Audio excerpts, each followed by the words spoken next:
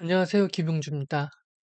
오늘은 IATF 16949 코어 툴에 대해서 설명을 해보고자 합니다. 코어 툴에 대한 이해를 위해서 꼭 필요한 부분이라 AIH 사이트에서 발췌한 부분입니다. 자동차 산업에서 사용되는 툴이긴 하지만 전방위에서 이렇게 사용되고 있습니다. 자동차 산업 관련해서 부품을 만드는 회사라면 이런 핵심 툴 프로세스에 대해서 마스터가 돼야 한다는 뜻입니다. IATF 16949 매뉴얼 안에는 코어 툴을 배우고 익히고 활용해야 한다는 요구사항들이 있습니다. 코어 툴에는 대표적으로 5가지가 있습니다. 간단하게 설명을 드리면 APQP는 사전 부품 품질 계획으로 개발 관련된 툴 중 하나이고 제품을 개발함에 있어서 리스크 매니지먼트, 위험도를 관리하는 핵심 툴입니다. 힙합은 부품 승인 프로세스고요. FMEA는 고장 유형 그리고 효과적인 분석, 별도로 놔두지는 개념으로 고장 유형에 대해서 효과적으로 분석을 한다라는 것입니다. SPC는 좀 더 체계적이고 시스템적으로 공정을 관리한다는 내용입니다. MSA는 측정 시스템에 대해서 분석을 하는 것입니다. QP 정의의 핵심은 두 가지인데 첫 번째는 고객에서 요구하고 있는 기본적인 요구사항들에 대해서 완벽하게 이해해서 우리 쪽에서 만들 수 있게 반영돼야 한다는 것이고요. 두 번째는 APQP는 혼자서 하는 게 아니라 다양한 부서와 함께 크로스 펑셔널 팀을 이루어서 진행이 되어야 한다는 것입니다.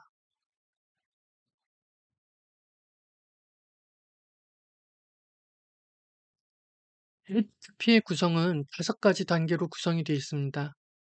첫 번째 플래닝은 어떻게 고객 일정에 맞춰서 각각의 액티비티를 시행할지에 대해 계획하는 단계고요.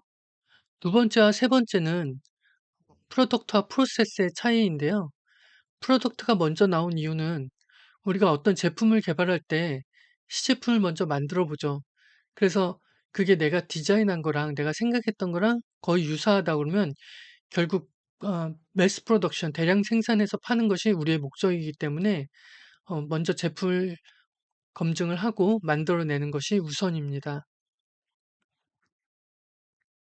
일단 디자인에 충족한 시제품이 나와줬다 그러면 이것들을 대량 생산하기 위해서 우리가 프로세스를 셋업을 합니다. 이렇게 시제품을 만들고 프로세스를 셋업했다 그러면 실제로 대량 생산을 할 때 문제가 생기지 않도록 네 번째 그 프로덕트와 프로세스를 검증하게 됩니다. 이 단계가 끝나면 양산을 바로 할 수 있는 단계가 되는 것입니다. 마지막으로 5번째 단계는 실질적인 개발 단계라기보다는 초도 양산 개념입니다.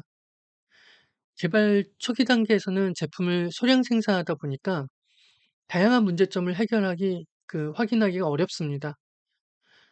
대부분 개발 제품들이 초도 양산을 시작했을 때 문제점들이 제일 많이 나오기 때문에 초기 양산 진행 시 문제점들을 바탕으로 피드백을 받고 다시 코렉티브 액션을 취해서 문제점을 해결해 나가는 거죠.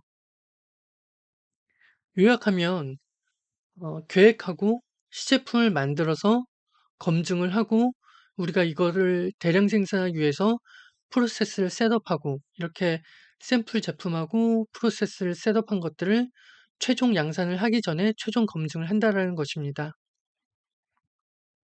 마지막에는 초기에 이제 대량 생산 진행할 때 나오는 문제점들에 대해서 지속적으로 검토를 하고 확인을 하고 프로세스를 개선하는 것까지가 APQP의 단계입니다. 팝은 제품과 그 제품을 대량 생산할 수 있는 공정에 대해서 고객에게 승인을 받는 프로세스입니다. 우리가 개발 초기 때 고객으로부터 스펙이라든지 관련된 요구 사항들을 이제 접수받겠죠. 주요 확인 사항은 얼만큼 그 양을 할 수 있는지에 대해서 정량적으로 확인하는 과정과, 그리고 또 어느 정도까지 우리가 할 수 있는지에 대한 캐파빌리티, 즉 우리가 관리할 수 있는 공정 능력을 확인을 합니다. 피팝은 처음 제품을 개발할 때하고 추가적으로 우리가 양산할 때 포엠이 변경했을 때도 진행을 합니다. 처음 개발하는 것들은 전체적으로 챙겨야 한다 그러면, 기존에 양산하는 제품에서 약간의 변경 사항이 있다면 모든 걸 다 할 필요는 없겠죠. 그래서 피팝 레벨이 5가지로 구분이 되어 있습니다. 레벨 1하고 5는 예외적인 경우에 적용되는 부분으로, 리스크가 거의 없는 부분에 대해서 상호 협의를 통해서 문서로 승인을 대체하거나 약식으로 처리하는 방식입니다. 보통 레벨 3를 많이 하는데, 레벨 3는 신제품을 우리가 개발할 때 처음 승인을 받는 경우에는 전체적인 프로세스를 다 거치는 레벨 수준입니다. 레벨 2와 4의 차이는, 일단 둘 다 포엠 변경이 발생했을 때 진행을 합니다. 레벨 2의 경우는 일반적으로 그 설계 변경 리스크가 적은 공정 변경 사항들에 대해서 보통 ECR 엔지니어 체인지 리퀘스트라든지 아주 작은 협력사의 공정 변경 같은 사항들을 레벨 2로 진행을 하고요. 그거보다 리스크가 크다고 판단했을 때 제품의 재질 변경이라든지 협력사의 공정 이전을 했거나 이럴 경우에는 레이아웃이나 여러 가지 항목들이 크게 변경이 되다 보니까 리스크 매니지먼트 차원에서 레벨 4로 구분해서 관리를 합니다. 그럼 피팝은 이제 무엇을 해야 되는지, 피팝 액티비티에 대해서 소개를 하겠습니다. 기본적으로 개발 이력 관리는 개발 히스토리를 관리하고 정리하는 거로, 디자인이라든지 공정 조건이 변경된 사항들은 아주 중요한 부분들입니다. 그래서 우리가 개발 이력을 볼 때 그 체인지 매니지먼트라고 해서 변경 이력 관리를 해야 한다라는 별도의 요구 사항들이 있습니다. 두 번째는 DFMA가 있는데, 실제 디자인을 하지 않는 회사는 DFMA를 할 필요가 없고, 설계까지 하는 회사가 있다면은 DFMA를 진행해야 합니다. 그다음 공정 흐름도는, 기본적으로 그 제품을 만들기 전에 이런 단계를 거쳐서 이 제품을 만들어야 한다라는 가이드라인이 1차적으로 세워져야 합니다. 그다음은 PFMA를 해야 합니다. 품질 예방을 위해서 기존에 발생했던 문제점들을 하나씩 검토해서 리스크를 판단하고, 그 리스크가 크다 그러면 개선을 적용을 해서 사전에 품질 문제를 예방하기 위한 과정입니다. 다섯 번째는 공정을 셋업하기 위해서 컨트롤 플랜, 관리 계획서죠. 그리고 작업 표준, 검사 표준을 만들어야 합니다. 그리고 MSA를 해야 하고요. 제품이 그 디자인과 도면에 맞게 치수가 제대로 나왔는지를 확인을 합니다. 제품 치수가 제대로 나왔는지 확인을 하고, 부족한 부분이 있다 그러면 지속적으로 계속 튜닝을 하는 개발 과정입니다. IMDS라고, 이 부분은 이제 사실 법적인 부분하고 연관되기 때문에 반드시 실행을 해야 되는 부분이고요. 특히 요즘 이 IMDS에 대해서 깊게 관리하기 때문에 잘 챙겨야 됩니다. 그리고 제품에 대한 신뢰성, 외관 검증도 해야 합니다. 대량 생산을 하기 위해서 공정 내에 지그나 툴에 대한 검증, 그리고 포장 사양에 대한 승인도 받아야 합니다. 그리고 러렌레이시라고 해서 국내 자동차 회사에서는 풀캐파 검증이라고도 하는데요. 우리가 피팝 승인받기 위해서는 기본적으로 얼만큼 우리가 할 수 있는지, 또 어느 정도까지 우리가 할 수 있는지에 대한 공정 능력을 검증하는 단계가 런앤레이시라고 할 수 있습니다. 고객에게 승인받은 마스터 샘플도 필요합니다. 향후 양산에서 제품에 문제가 발생했을 때 그 마스터 샘플하고 제일 먼저 비교를 해서 문제를 빨리 해결할 수 있는 부분이 있습니다. 고객 요구사항에 대한 결과도 챙겨야 되고요. PSW는 품질 보증서에 제품을 만드는 당사자들하고 고객사가 최종 사인을 하는 것으로 피팝이 이제 최종 승인이 됩니다. FMEA 정의는 페일리어 모드, 고장 유형이고 이펙트 어널라이시스, 효과적인 분석입니다.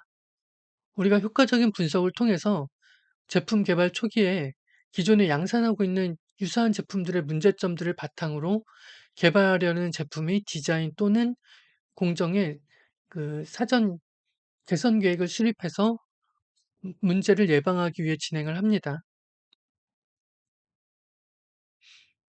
그럼 FMEA는 언제 진행하느냐?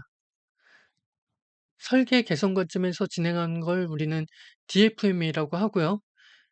제품을 만들기 전에 제품을 설계할 때 기존에 미흡했던 디자인을 보완하여 설계가 되어야 한다는 얘기입니다.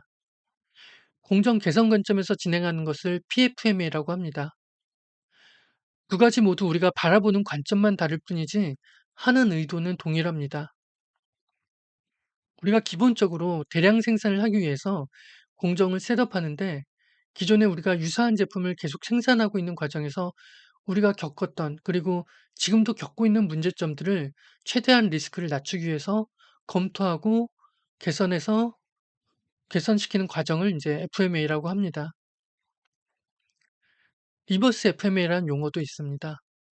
FMA는 개발 초기에 한다고 했는데 우리가 최종 개발 단계에서 승인 직전에 FMA를 다시 한번 들여다보고 문제점들을 계속 업데이트하는 것입니다.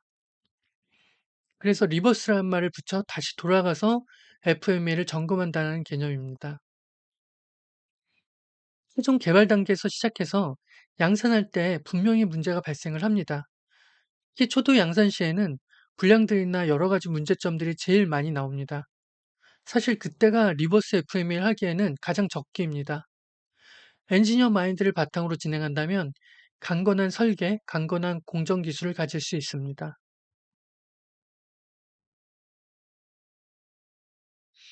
FMEA는 R&D, 제조, 품질, 기술 각 관련된 전문가들이 모여서 본인들이 경험했던 부분들의 피드백을 통해서 이러한 부분들을 하나씩 검토해 나가는 과정입니다. 우리가 기존에는 RPN을 사용하다가 지금은 사용하지 않고요. 개정된 FMEA 5판을 사용하고 있습니다.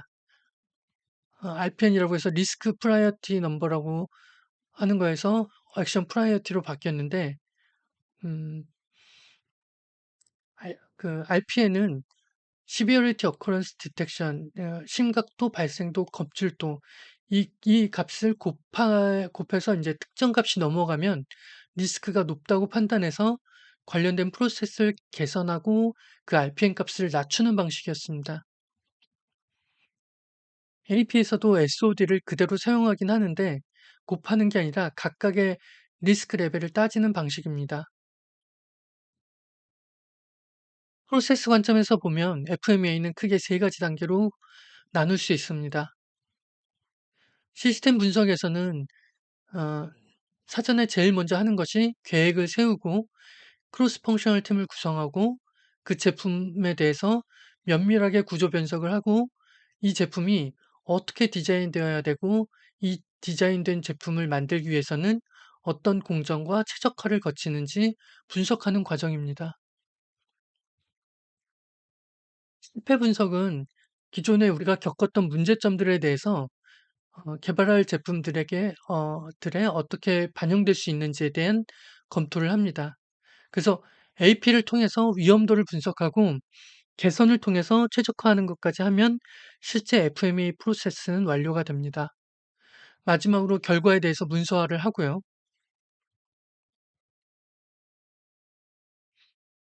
SPC는 양산하는 과정에서 품질 리스크를 사전에 모니터링하고 예방하기 위한 과정입니다. SPC는 UCL, LCL 그리고 데이터 값의 트렌드 관리가 기본입니다. SPC의 핵심은 CPQA 관리입니다. 음, 우리가 계속 측정을 하는데 샘플 시점들을 CPK 값이라고 볼 수 있습니다. 그리고 요 구간 내에서의 차이를 군내 변동이라고 하고, 지속적으로 가는 과정에서 중심값을 봤을 때 변동의 편차를 군간 변동이라고 합니다.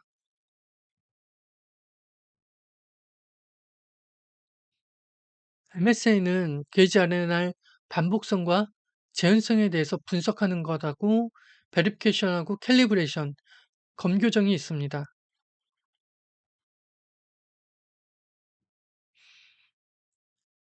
반복성과 재현성에 대해서 간단하게 설명을 드리면, 4명의 작업자가 각각 치수를 재면 각각 검사원마다 이제 측정한 결과가 일관성이 있는지에 대해서 어 확인하는 게 이제 반복성 테스트고요.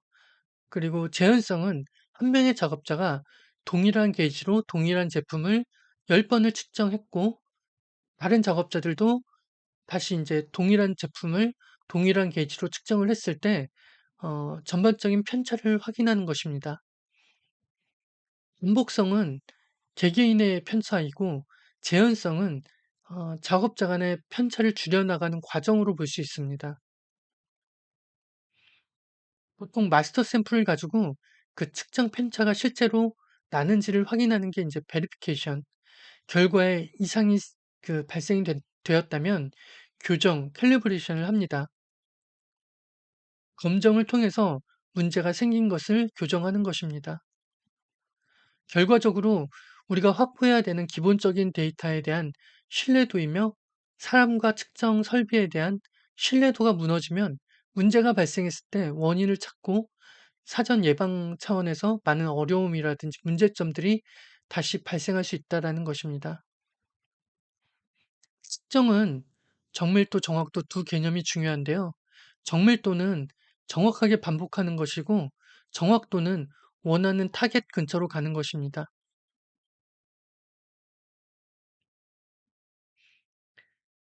다음은 코어 툴 적용 사례입니다. DFM의 사례인데요. M사에서 그 ESD 센시티브 디바이스에 대한 이제 콜 미팅을 했는데, 공정기술 엔지니어가 검토한 결과 PCB 레이아웃상에서 ESD를 간섭 줄 수 있는 구간이 확인되었고, 관련 R&D 팀하고 펑셔널 팀을 구성을 해서 시뮬레이션을 진행했더니 인과성이 확인이 됐고, 고객에 레포트를 해서 DOE를 진행하고 해당 디바이스에 대한 디자인을 변경을 해서 결국 수율을 높이는 데 기여를 했던 경우입니다. 디자인 변경 전과 후의 디자인이고요. DOE 결과는 디자인 변경 전에는 최종 불良률이 2.8%에서 디자인 변경 후에는 0.1%로 굉장히 많은 수율을 높이는 데 어 기여를 했습니다.